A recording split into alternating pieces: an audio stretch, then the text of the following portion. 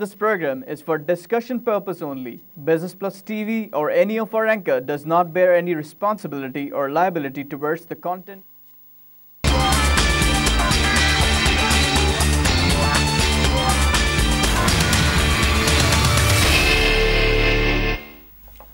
बिस्मिल्लाहिर्रहमानिर्रहीम, अस्सलाम वालेकुम।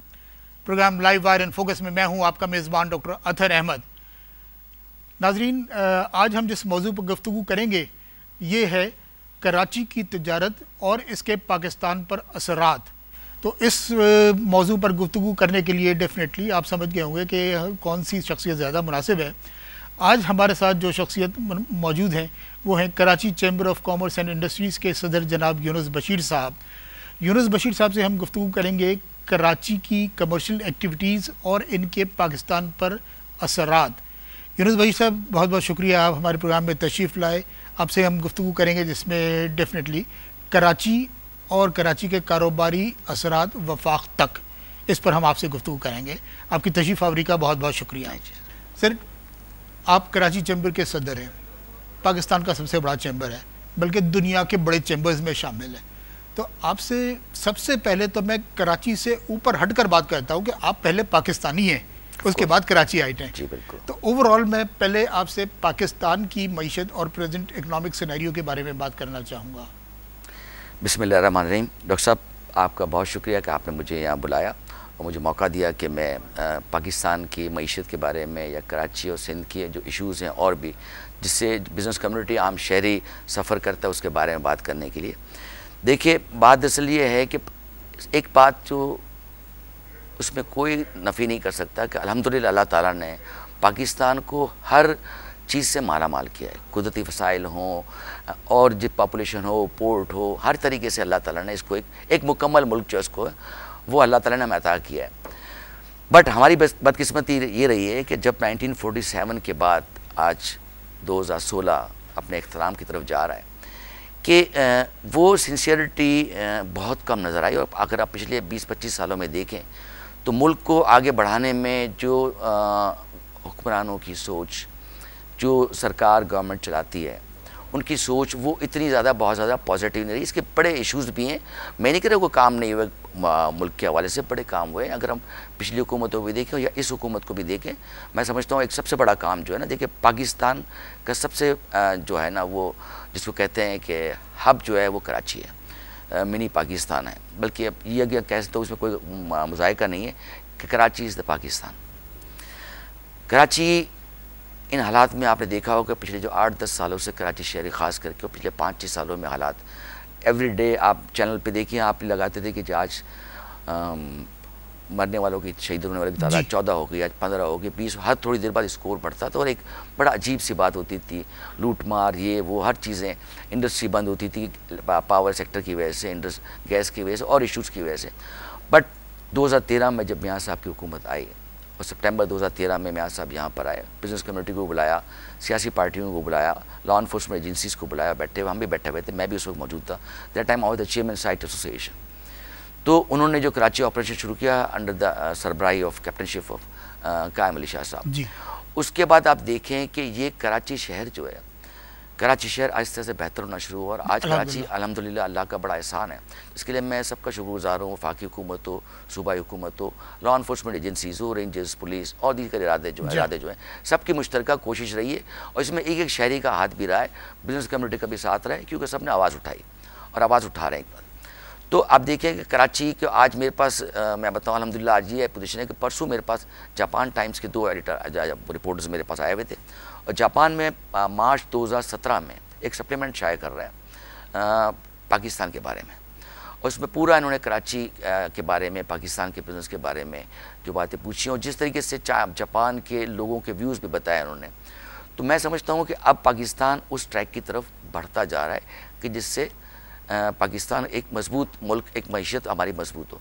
But we are heading towards stronger economy. देखिए जी, मैं आपको बताऊँ एक बात, लॉ एंड ऑर्डर का मसला एक सबसे बड़ी बात है। इंडस्ट्री के पावर का मसले पे, इश्यूज़ पे पिछले कई सालों में कोई काम नहीं हुआ। बट अगर आप देखें तो इन 2-3 सालों में साहब में काम काफ़ी आगे बढ़ा और मैं समझता हूँ 2018 नहीं तो 2020 तक हम काफ़ी हद तक अपने क्राइसिस पे, जो प्लॉट शेडिंग है, इस पे काबू पा चुके होंगे।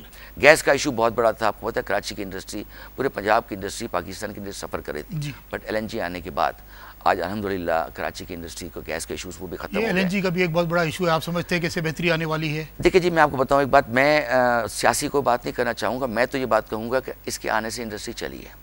यकीनन आप कारोबारी आदमी हैं, कारोबारी बात करेंगे, आप चले गए गुड। सर मैं एक चीज़ और आपसे ये पूछना चाह रहा था कि आप तो सदर हैं चैम्बर के, आपने आज का काम तो देखना ही है कि डे टू डे ऑपरेशन जो है, लेकिन अगर आप ये देखें कि आप कराची को किधर लेकर जाना चाहते हैं 10 साल बाद, 15 साल बाद, तो किधर लेकर जाना चाहते हैं, वहाँ ले जाने के लिए आज जो तलबा मौजूद हैं वो उस वक्त आपकी जगह बैठेंगे और वो कराची को स्टीयर करेंगे, पाकिस्तान को स्टीयर करेंगे। तो आप लोगों का इन जामियात के साथ कोई लाज़िम है कि जिनके कैरिकुलम में आप तब्दीली के लिए सजेशंस दें कि आगे आने वाले वक्तों पे इस, जैसे आज से 10 साल पहले सप्लाई चेन मैनेजमेंट की कोई हैसियत नहीं थी, आज बड़ा इंपॉर्टेंट सब्जेक्ट वो बन गया है और लोग उसकी तरफ जा रहे हैं। ये एक बहुत अच्छा काम है हमारे प्रैक्टिकल ताजरों का और ये सारे लोगों का। तो इस तरह के कोई फ्यूचर में प्लान आपका है? देखिए मैं आपको बताऊँ एक बात, जो आपकी बात थी बड़ी, मैं समझता हूँ बड़ी अहम बात है ये, और इस पे हमारी मुल्क पे और आगे आने वाली जनरेशन भी जो है ना हमारा, इस पे बहुत बड़ा इसका जो है ना रोल रहेगा। और ये बहुत इंपॉर्टेंट चीज़ है कि अगर जिस तरीके से अगर कोई भी बच्चा या लड़की जो है एजुकेशन कंप्लीट करके अगर निकलती है तो डेफिनेटली उसको कहीं काम करना है जी। और कराची चैम्बर का मैं आपको बताऊँ एक बात कि यूँ डायरेक्टली हमारा वास्ता इस तरह की चीज़ों में इतना नहीं होता, बट हमारे जो मेंबर्स हैं, हमारे पास अगर कोई जॉब के लिए किस तरह की कोई इंक्वायरी आती है या किसी कंपनी की कोई रिक्वायरमेंट होती है, उसके थ्रू हम ये अपने वेबसाइट पे, अपने सर्कुलर से के ज़रिए या अपने और तरीके से हम इसको सर्कुलेट करते हैं कि अगर किसी को, मगर एक्चुअली बात दरअसल ये है कि हमारा वास्ता जो होता है वो एक बिजनेसमैन से होता है। बिजनेसमैन से मतलब मेरा ये है कि जब वो कोई भी शख्स है वो अपनी तालीम मुकम्मल करने के बाद प्रैक्टिकल लाइफ में आता है, NTA लेता है, टैक्स देता है, जब उसके पास NTA नंबर आता है यानी कि can become the member of the Karachi chamber. तो हमारा उनसे वास्ता इतना नहीं रहता, बट मैं आपको बताऊं कराची चैम्बर ऑफ कॉमर्स और बहुत से ऐसे इदारे हैं जहाँ ये जॉब फेयर्स वगैरह इस तरह हम उनको सपोर्ट भी करते हैं और उनके साथ मिलके हम काम भी करते हैं, क्योंकि आज इंडस्ट्री की रिक्वायरमेंट जो है वो ये है कि पढ़ा लिखा शख्स जो है वो इंडस्ट्री में आए और ट्रेड्स में, ऑफिस में आए और काम करे। और आप ये देखें कि एक्चुअली मैं समझता हूँ कि कराची में ख़ास करके जो लॉ एंड ऑर्डर का मसला हो, आज कराची अल्हम्दुलिल्लाह मेरे ख्याल है कुछ 24-25 मिलियन का अगर आप देखें, कोई ऑफिशियल नहीं बट इतनी पॉपुलेशन इसकी हो गई है। अनएम्प्लॉयमेंट बहुत ज़्यादा है और अनएम्प्लॉयमेंट की वजह से जो अमन व अमान का मसाइल पैदा हुए हैं वो बहुत बड़ा जो है ना वो। तो आप जब हम अमन व अमान के हवाले से बात करते हैं, एक्सपोर्ट बढ़ाने की बात करते हैं, इंडस्ट्री ग्रोथ करने की बात करते हैं, तो ये चीज़ भी साथ शामिल हो जाती है। आप समझ रहे हैं? अच्छा सर, एक्सपोर्ट के लिए आप लोग हर साल माई कराची के नाम से एग्जीबिशन करते हैं एक्सपो सेंटर में, बहुत बड़ा इवेंट है। अब तो वो एक कराची की ट्रेडिशन में शामिल हो चुका है कि लोगों को उसका इंतज़ार रहता है। लेकिन एक थोड़ी सी हम स्लाइटनेस इसमें ये देख रहे हैं कि पहले आपके बड़े इंटरनेशनल डेलीगेट्स इसमें पार्टिसिपेट किया करते थे, आजकल सिर्फ मुकामी सफारत खाने के लोग ही वहाँ पर आते हैं। सिर्फ नहीं, ऐसा नहीं है, ऐसा नहीं है। अल्हम्दुलिल्लाह आज भी जो है ना काफ़ी फॉरेन डेलीगेट्स जो है ना पार्टिसिपेट करते हैं, अपने स्टॉल्स भी लगाते हैं। और एक्चुअली हुआ ये कि देखिए मैं आपको थोड़ा सा, अगर आप मुझे मौका दे तो मैं माई कराची के बारे में बताऊँ।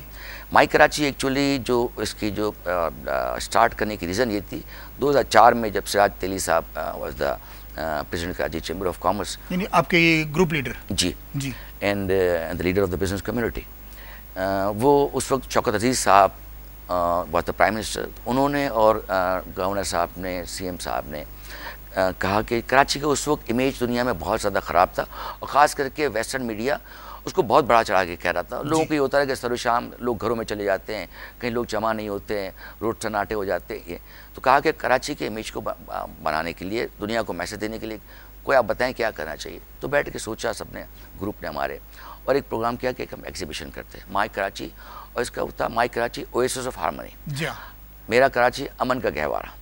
अल्हम्दुलिल्लाह मैं आपको बताऊं कि देखिए जी, जब तक आपकी नीयत अच्छी होगी ना तो खुद ब खुद अल्लाह भी मदद करता है।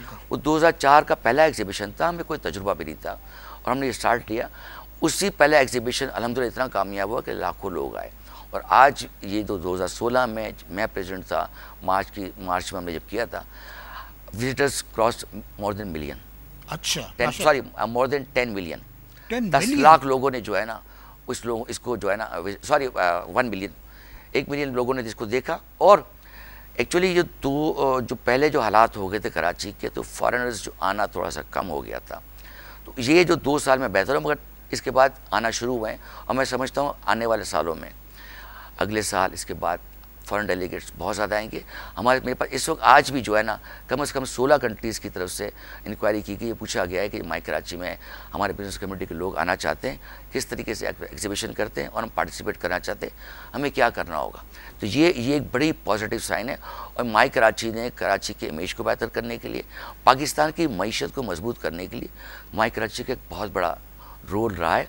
और इसकी वजह से आज कराची अल्हम्दुलिल्लाह, जो एक आपने देखा, आप मीडिया में आए हैं, आपको पता है कि पाकिस्तान के हालात, कराची के हालात ख़राब थे, मगर दुनिया के टीवी जो हमारे, वो मुल्क जो हमसे खुश नहीं है, वो नहीं चाहते कि पाकिस्तान तरक्की करे, तो बड़े नेगेटिव उसके बारे में करते थे, तो उस पर बड़ा फर्क पड़ा। अंदर भी हैं इस तरह के लोग। सर, ये एक चीज़ मैं पूछना चाहता था कि अब मैं थोड़ा सा आपके लेवल से ऊपर आकर मैं बात कर रहा हूँ कि देखें, you are leader of Karachi chamber, right? तो आपकी तरफ हम एक गाइडेंस सीख करने के लिए देखते हैं, तो हम एक्सपेक्ट करते हैं कि हमें आपसे गाहे बगाहे कुछ रहनुमाई मिलती रहे।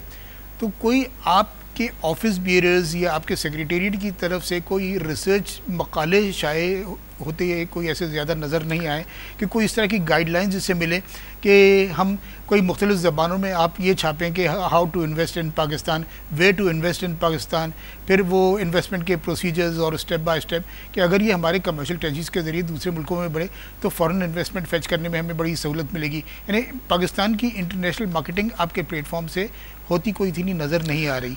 देखिए, मैं आपको बताऊँ एक बात कि जहाँ तक चैम्बर के हवाले से आपने कहा, हमारा इस वक्त अल्हम्दुलिल्लाह रिसर्च डिपार्ट जो है, मैं समझता हूँ, एक तो आपको पहली बात है कि कराची चैम्बर आपको पता है कि पाकिस्तान का सबसे बड़ा चैम्बर है। जी हाँ, बिल्कुल। और इस रीजन में ये तक में इसका शुमार 10 बड़े चैम्बर्स में शुमार होता है। जी हाँ, बिल्कुल। हमारा रिसर्च डिपार्ट अल्हम्दुलिल्लाह इस वक्त बहुत ज़्यादा फ़ाल है और काफ़ी ज़्यादा मजबूत है। और हम इसके जो भी हमारे 22,000 जो मेंबर्स हैं कराची चैम्बर के, हम ई बुलेटिन के ज़रिए डेली इनको हम ईमेल करते हैं पूरी रिसर्च, जो भी चीज़ें रिक्वायरमेंट है, जो भी चीज़ें। इसके अलावा ये चीज़ हम जो काउंसिल जनरल्स हैं या पाकिस्तान में एम्बेसीज हैं उनको भी, और दुनिया में जो पाकिस्तान के काउंसिल जनरल ऑफिस या एम्बेसीज हैं उनको भी हम ये भेजते रहते हैं।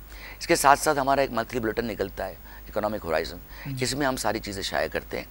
और साथ साथ जो भी हमारे पास अगर कोई फॉरेन एम्बेसडर को आया या कोई डेलीगेशंस आया या कोई फॉरेन से रिक्वायरमेंट आई, कोई कंपनी मैन्युफैक्चरर्स या इंडस्ट्रीज हमसे मिलने के लिए आता है, तो वो जो रिक्वायरमेंट होती है वो हमें बताता है। और साथ साथ हम उसको पाकिस्तान क्या उनको बेच सकता है, क्या एक्सपोर्ट कर सकता है, पाकिस्तान का क्या पोटेंशियल है, पाकिस्तान में आप जॉइंट वेंचर करके क्या कर सकते हैं, पाकिस्तान को आप क्या बेच सकते हैं और पाकिस्तान से आप क्या ख़रीद सकते हैं। ये सारी चीज़ें हम इनसे करने के बाद ये हम सारे अपने मेम्बर्स को जो है सर्कुलेट करते हैं। बहुत शुक्रिया यूनुस बशीर साहब, आपसे बातचीत का सिलसिला जारी रहेगा। यहाँ वक्त हुआ एक मुख्तसर से ब्रेक का। नाजरीन, गुफ्तगू का सिलसिला हमारा जारी रहेगा यूनुस बशीर साहब के साथ। यहाँ लेते हैं एक मुख्तसर सा ब्रेक।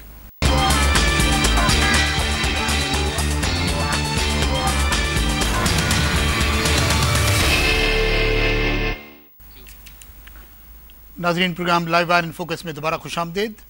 हमारी गुफ्तगू का सिलसिला जनाब यूनुस बशीर साहब के साथ जारी रहेगा, जहाँ से सिलसिला मुनक़ते हुआ था। यूनुस बशीर साहब, कराची चैम्बर्स में मुख्तलिफ डिग्निटरीज़ आती रहती हैं जिनका ताल्लुक़ तजारत से होता है और मुख्तलिफ जो तजारत को फैसिलिटेट करने वाले इदारों से होता है।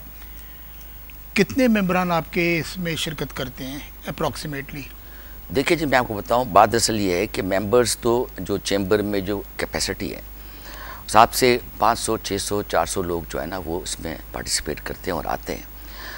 बट बात असल ये होती है कि एक्चुअली हम बुलाते भी वो जिनके इश्यूज़ हैं, हम इन सबको बुलाने अगर जाएँ तो वो एक प्रोग्राम जो है ना वो पूरे दिन में भी कंप्लीट ना हो। जी, मेनली ये होता है कि उनसे बात करने के बाद लोगों के इश्यूज़ हैं वो उनको बताएं। खुद अपने पास जो हमारे पास फीडबैक आता रहता है लोगों का, बहुत से लोग ऐसे होते हैं कहते हैं कि जी ये हमारे इश्यूज़ आ रहे हैं, और जनरल इश्यूज़ पाकिस्तान में कारोबार करने में कराची में क्या आते हैं वो हमें भी पता होते हैं। इसके बाद हम उसको बाकायदा मीडिया के थ्रू, अखबारों के थ्रू जो है ना हम इनको सर्कुलेट भी करते हैं और लोग पढ़ते भी ऐसे। तो कहने का मेरा मतलब ये है कि कराची की बिज़नेस कम्युनिटी जो है ना वो इस मामले में बड़ी बाशऊर और बड़ी वो रहती है कि जी हमें एक्टिव, कि हमें अपडेट होनी चाहिए कि क्या चीज़ इस वक्त हो रही है, क्या गवर्नमेंट की तरफ से नई पॉलिसीज़ आ रही हैं या कोई चेंजेस आ रही है, या अगर कोई इश्यूज़ आ रहे हैं कारोबार, ट्रेड को, इंडस्ट्री को चलाने में, तो वो उसके बारे में हमसे वो शेयर करते हैं और हम उनसे जो सरकारी जो भी मिनिस्टर्स हैं या जो भी लोग आते हैं, ब्यूरोक्रेसी के लोग, FPR के लोग, या लॉ ऑर्डर के हवाले से, या मिनिस्ट्री ऑफ कॉमर्स के, इस तरह के, उनसे हम बात करते हैं, इनको इश्यूज़ जो है ना हम उनके बारे में बताते हैं। तो आपका कहने का मतलब है कि बजाय इसके कि आप, वैसे आपके 22,000 मेम्बरान हैं, अगर 22,000 आ जाएँ तो आपको कोई जगह मुनासिब नहीं है इसके लिए, आप सिर्फ रेलिवेंट लोगों को बुलाते हैं और रेलिवेंट लोगों में से भी पहले आप सब्जेक्ट को डिसमिनेट कर देते हैं इन्फॉर्मेशन, तो वो अपने इश्यूज दे देते हैं, तो आप दरिया को कूजे में बंद करके कोई एक फर्ज उन तक पहुँचा देते हैं, तो गोया तमाम मेम्बरान की रिप्रेजेंटेशन उन तक पहुँच जाती है। ठीक है, माशाल्लाह, very good, I appreciate sir. अच्छा, अब ये मैं आपसे पूछना चाहूँगा सर कि being head of Karachi chamber, हमारे पास अगर हम कराची से बाहर निकलें, हाला तक भी जाएं, तो टाइल्स सिरेमिक्स की वजह से मशहूर है।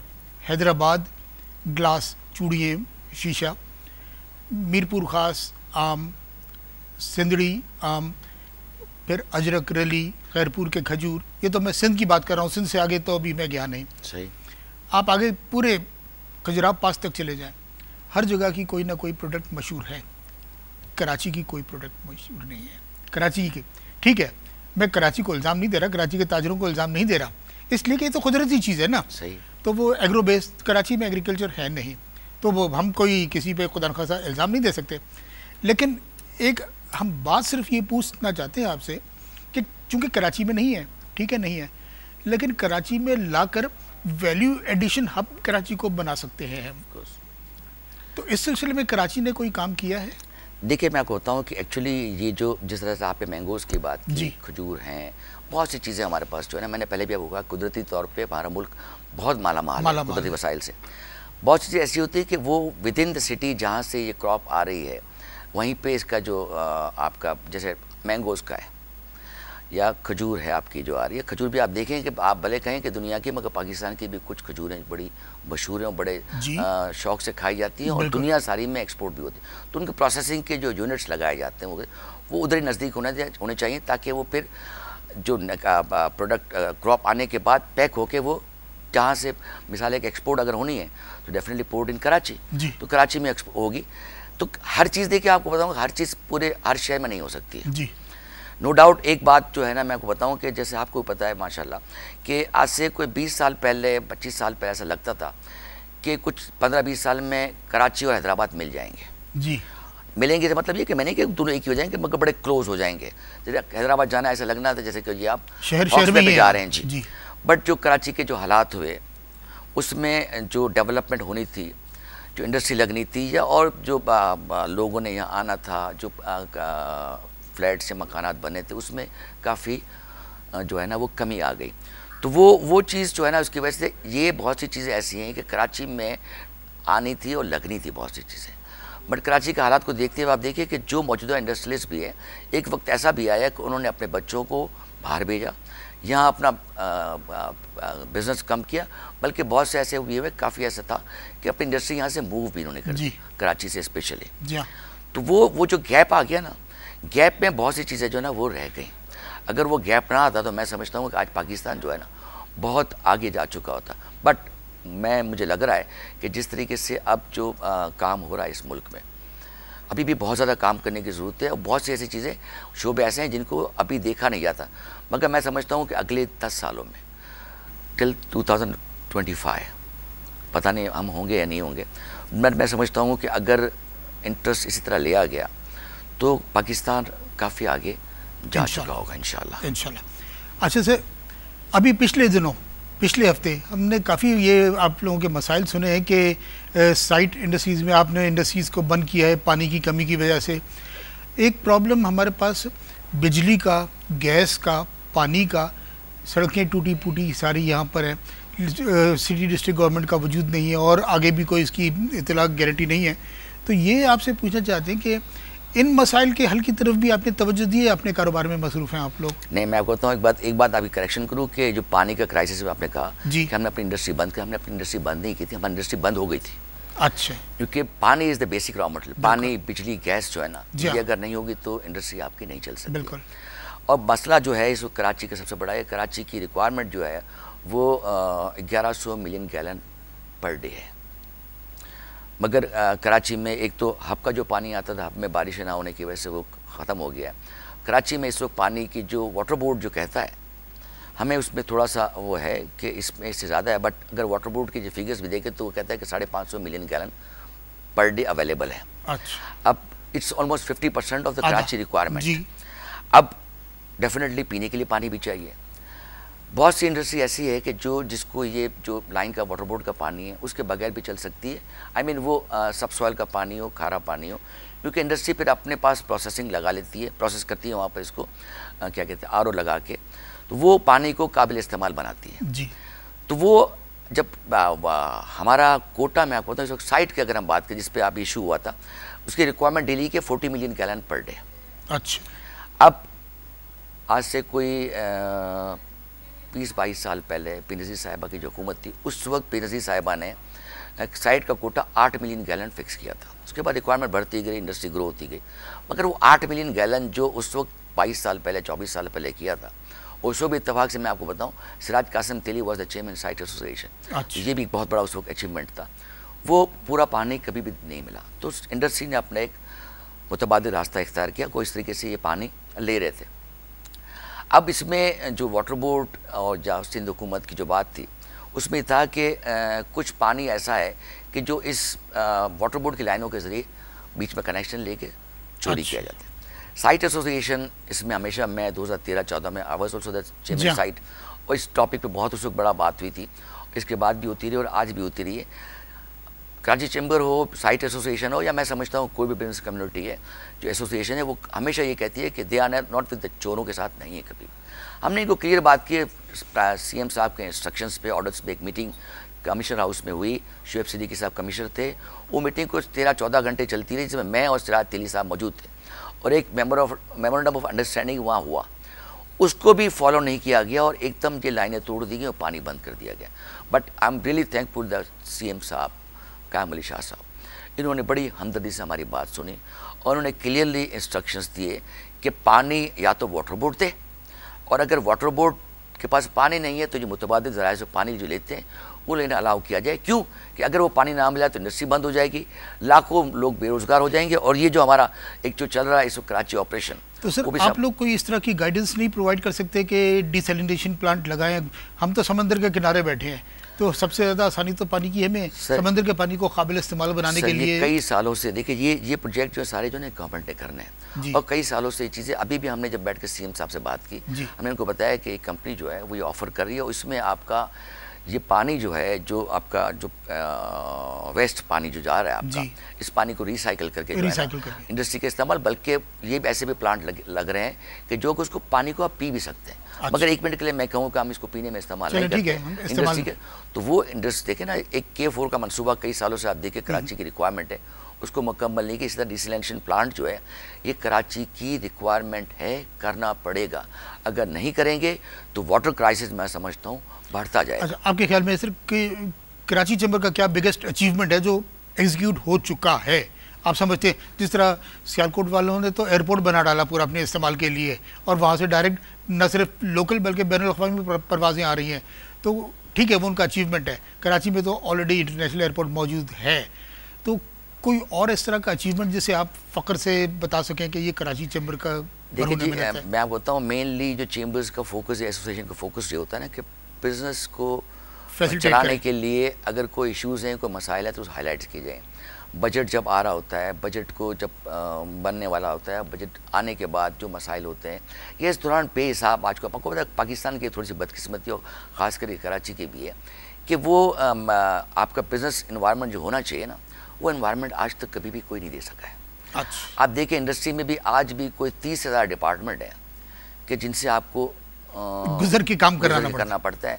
प्रॉपर्टी टैक्स है, EOBI है, सेसी है, लेबर डिपार्टमेंट है, किताबों की हद तक है, अखबारों की हद तक है, वेट एंड मेजरमेंट है, बेहिसाब जो है ना, इसके बाद जो है ना बाकी फेडरल के, तो वो चीज़ जो है ना, ये सारी हाईलाइट करना, इनके इश्यूज़ जो है ना ज्वाइंट्स को गवर्नमेंट तक पहुंचाना और उनको मामलात को हल कराना। तो अल्हम्दुलिल्लाह मैं आपको बताऊं, मैं समझता हूं, मैं ये नहीं कि मैं अगर कराची चैम्बर का प्रेसिडेंट हूं तो मैं बात करूं, और ना मैं ये कहूँगा कि मेरिट नहीं हो में से। अल्हम्दुलिल्लाह जब से बिजनेसमैन ग्रुप आया कराची चैम्बर के, उस वक्त से आज तक अगर आप देखने जाएँ तो कराची चैम्बर के इतने बड़े बड़े इन्होंने अचीवमेंट, चाहे वो मईशत के हवाले से हों, कारोबारी शख्स के मसाइल से हों, या कुदरती कोई डिज़ास्टर हो। आप देखें कोई ज़लज़ला अल्लाह ना करे आए, सैलाब आए, कराची में आपने बोल्टन मार्केट का हादसा देखा। मतलब ये है कि कॉर्पोरेट सोशल रिस्पॉन्सिबिलिटी में आप लोग बड़ा बढ़ चढ़ कर पार्टिसिपेट करते हैं। और एक बात मैं आपको और बताऊं कि जिस तरह आप बता रहे हैं सियालकोट ने कराची चैम्बर ऑफ कॉमर्स से अल्हम्दुलिल्लाह जब से बिजनेसमैन ग्रुप आया, जब बिजनेसमैन ग्रुप आया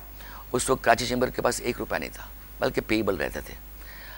50 करोड़ रुपए तकरीबन जमा किए कराची चैम्बर ने, बिजनेसमैन ग्रुप ने, और 2 महीने 3 महीने पहले एक कराची में कलेक्टर पे 2 तलवार के पास लाइसियम स्कूल के बराबर में चैम्बर ने एक 26 अगस्त का प्लॉट खरीदा है। जी हाँ, वो रिसेंटली उसका इफ्तिताह तकरीबन 43 करोड़ रुपए का जो प्लॉट लिया है, और जो कि कराची चैम्बर के नाम पे, ये मैं आपको बता रहा हूँ। जी अच्छा सर, अभी गो के हमारी गुफ्तगू का महवर एक आपका पॉलिटिकल ग्रुप नहीं है, हम तो कराची की तजारत पर बात कर रहे हैं, लेकिन आपने एक जिक्र छेड़ ही दिया है तो मुझे भी एक सवाल करने का जसारत करना चाहूँगा मैं, कि बड़े तवील अरसे से कराची चैम्बर में इलेक्शंस नहीं हुए, हमेशा अनअपोज आते रहे। तो ठीक है, ये लोगों का एतमाद था जिसकी वजह से हुआ। अब मैं ये नहीं कह रहा कि क्यों नहीं हुए, इलेक्शन में पार्टिसिपेट करने से किसी को डिप्राइव तो नहीं किया, आया नहीं तो क्या करेगा।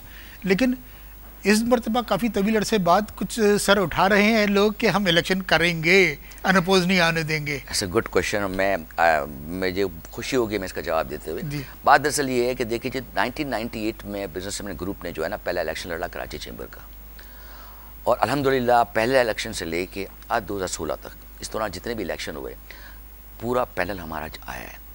अच्छा, इसके बाद काम जो कर रहे हैं कराची की बिजनेस कम्युनिटी के लिए या पाकिस्तान के लिए, तो उसको देखते हुए पिछले 8 इलेक्शन जो है और टोटल 9 इलेक्शन जो है ना वो अनअपोज हुए हैं। इसका मतलब ये है कि कराची की बिजनेस कम्युनिटी को बिजनेसमैन ग्रुप और सिराज कासिम तेली की सरबराही में जो ग्रुप काम कर रहा है उस पर कॉन्फिडेंस है।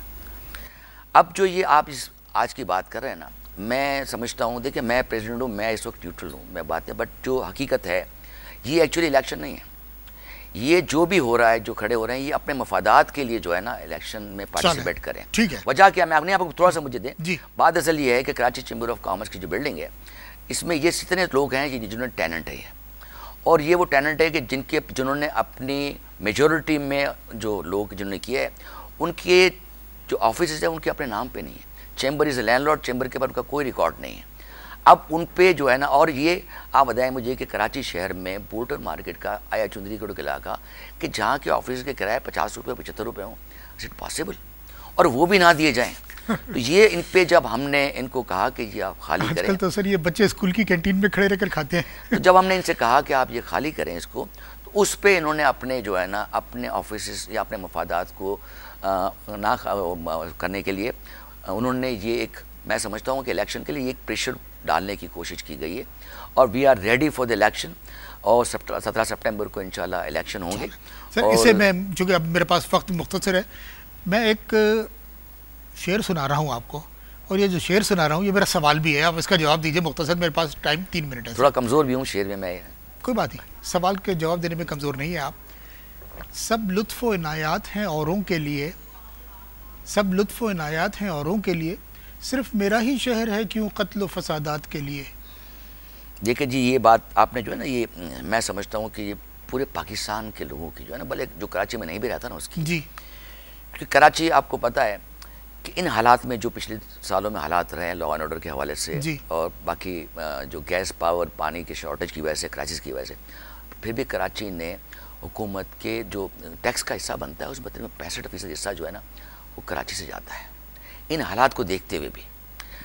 मगर अगर मैं समझता हूँ कि अगर कराची शहर को ये जो इश्यूज़ थे, टारगेट किलिंग, भत्ता, अगवा, स्ट्रीट क्राइम, एक्सटॉर्शन, ये सारी जितनी चीज़ें थी, अगर ये चीज़ें कराची में ना होती, या अगर जिस वक्त बढ़ी थी उसी वक्त इसको रोका जाता, तो मैं समझता हूँ कि कराची में वो पोटेंशियल है कि कराची इस जैसे 2 पाकिस्तान को चला सकता है माशाल्लाह।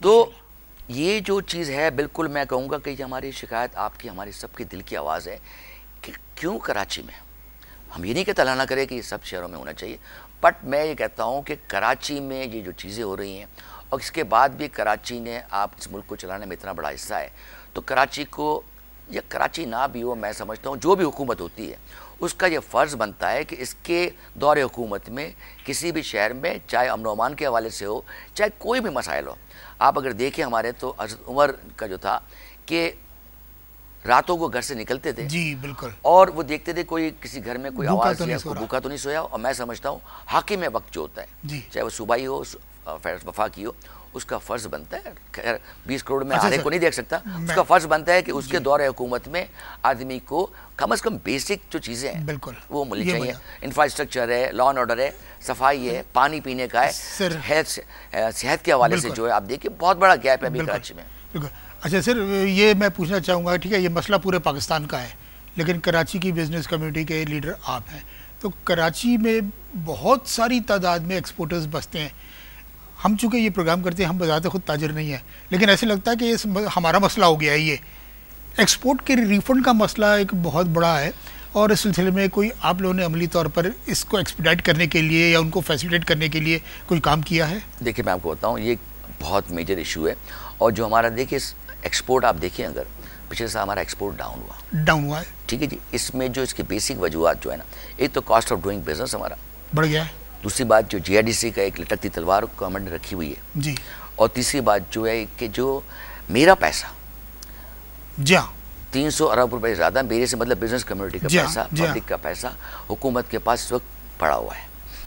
अब मेरे पास अगर अपने इंडस्ट्री चलाने के लिए, कारोबार करने के लिए अगर मेरे पास लिक्विडिटी कैश कम होता है, तो मैंने क्या करना है, मैं बैंक से बोरो करूँगा। अब बैंक से बोरो करूँगा तो डेफिनेटली मुझे इंटरेस्ट देना पड़ेगा।